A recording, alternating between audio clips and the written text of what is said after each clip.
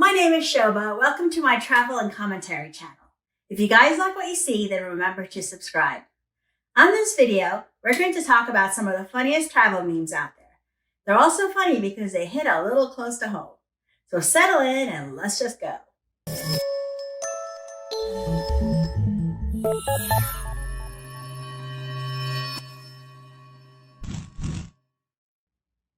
Welcome back. As you can see, it feels like I'm in one big jungle behind me. It's what my husband affectionately calls plague plant. It's got infected with a disease by a nursery plant I bought, so now its leaves can't touch any other plant while we're trying to disinfect it.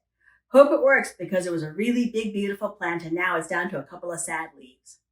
Anyway, on to the point of travel memes. We know you've seen them. People are quite witty and I love that social media lets us share the humor in fairly common situations. Let's have a laugh and look at some of the funny travel memes out there. I've got some travel stories to tell too. Taking off on a long flight and remembering to charge all my devices is key to family travel. Plus, as a mom, I've got extra chargers for everyone because not everyone packed a charger or perhaps the right charger. Suitcase, coming and going. This I understand. Getting everything packed and folded into little cubes going is fine, but who can be bothered to roll dirty clothes and put them into boxes? OMG, the people who insist on posting all about their trip. One good thing about travel slowing down, we get to miss out on a lot of travel missives. On the other hand, I'm going through total travel envy when I see people in the US don't even have any travel restrictions. Here in England, we aren't even allowed to sleep outside our own primary residences. This one about traveling millennials. They are young and feel invincible. Even if they get sick, they assume they will just get over it fine. I get it. I used to feel that way once too, a long time ago. When we get attitude from someone about traveling a lot, we love to travel. Leave us alone. I love alpacas. They have such expressive, goofy faces.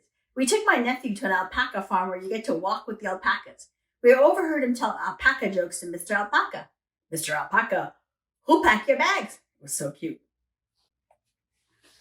Airport security. No family smiles going through this. Shoes on for some kids, shoes off for other kids who are little. Some kid forgot to take out their iPad.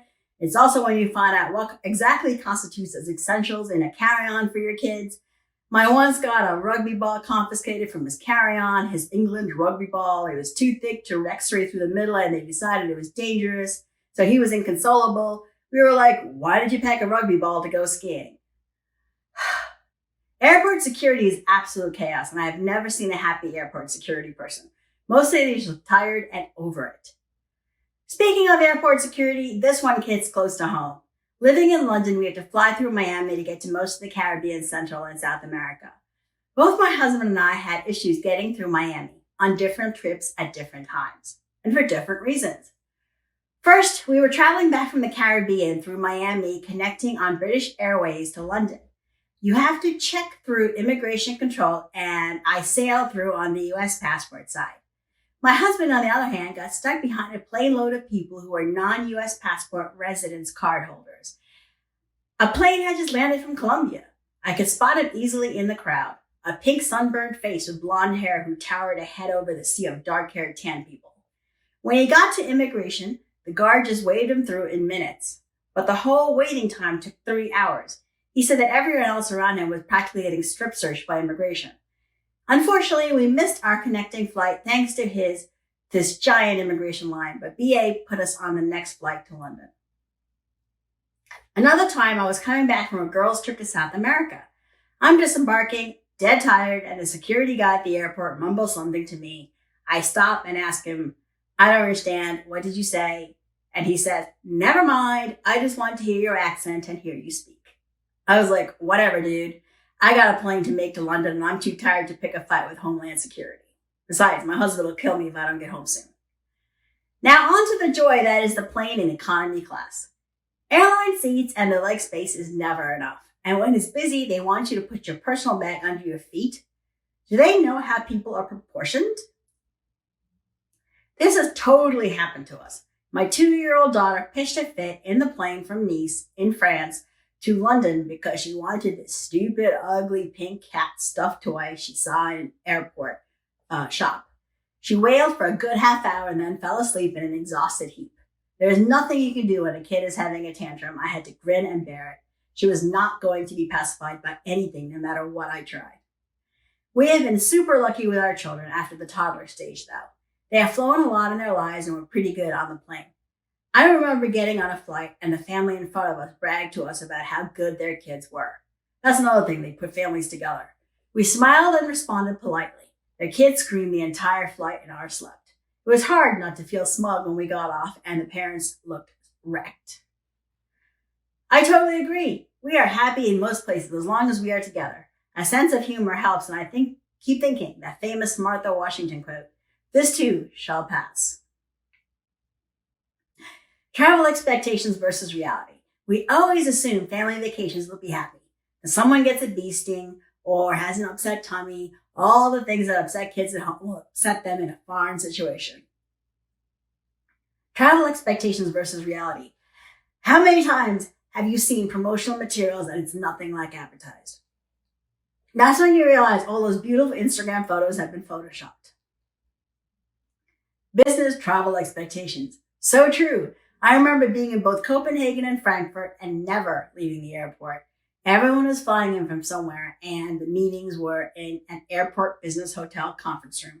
It could have been anywhere in the world. UK, when it's beautiful here, it's absolutely beautiful. Summer in England is perfect. Blue sky, no humidity, no bugs, and a great temperature. The downside? You may only get a few days of summer every year, and it can be as early as April or as late as September. British weather keeps you on your toes. You never know what to expect. It may be mid-August, but the temperature is far from balmy on the windy deck. I don't like being cold. Come on, son. Come on, son. And expect the unexpected. This is something you only appreciate once you have kids. Say goodbye to eating in restaurants that don't have kid-friendly meals. We have changed our definition of kid-friendly meals so that our kids can eat something on many menus, but that took some effort. The trick to family vacations is to make sure that you're doing something that everyone wants to do. And sometimes that means getting out of your comfort zone.